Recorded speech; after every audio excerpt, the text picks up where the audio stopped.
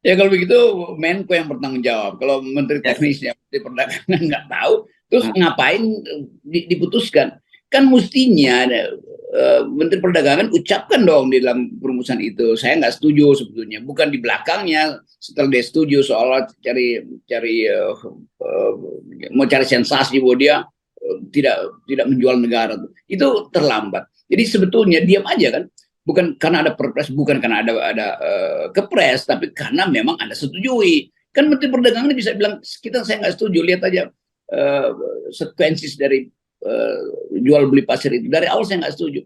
Kan mesti itu kan. Jadi kalau argumennya berubah itu artinya ya dia sendiri nggak ngerti apa yang dia setujui apa yang nggak disetujui kan. Kalau dia dulu nggak setuju, kenapa sekarang dia setuju? Itu yang dia mesti terangkan. Bukan dia bilang dulu dia nggak setuju, itu berarti dia melawan keputusan presiden, dan sekarang dia setuju, artinya dia nggak melawan, artinya dia nego di situ. Nah, sikap itu yang orang ingin tuntut dari Menteri Perdagangan. Tapi udahlah, kita nggak mungkin tuntut karena ini kan hal yang udah dibagi rata tuh. Udah Anda menteri diam-diam aja tuh, Anda kan mau nyapres segala macam biar kita yang tentukan tuh. Jadi poin-poin yang kita sebut kebijakan publik akhirnya jadi permainan politik juga. Jadi kebijakan politik bukan kebijakan publik. Ya, Dan ya, nggak ya. mungkin itu kalau nggak dipaksakan oleh kekuatan politik soal jual beli pasir ini, pasti di belakangnya ada kartel yang punya kepentingan politik yang memang dari awal udah ngincer itu.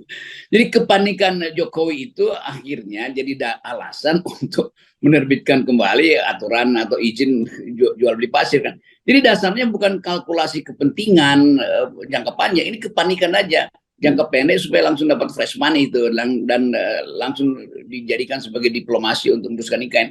Jadi intinya tetap soal IKN. Ngapain soal IKN diteruskan sebagai barang yang udah laku itu masih mau dicoba-coba dibenerin itu. Kan udah batalin aja kan sebetulnya supaya orang tahu Jokowi akhirnya mengerti bahwa IKN itu dalam skala ekonomi, dalam pertimbangan lingkungan, dalam pertimbangan geopolitik memang gagal. Kalau dia ucapin itu kan gampang. Oh, berarti Pak Jokowi orang yang masuk akal. Sekarang dia cari cara. Nanti mungkin kalau nggak bisa lagi dia akan coba, Jokowi akan bilang, tenang, pasir kita memang nggak cukup di IKN, tapi masih ada benda-benda pusaka peninggalan Gajah Mada tuh, lalu digali itu di di Jawa Tengah misalnya kan, akhirnya diabsurd menyelamatkan IKN dengan hasil yang berantakan. Nah, keberantakan itu ditutup lagi dengan kebijakan yang makin berantakan, yaitu merusak lingkungan, yaitu gali-gali pasir.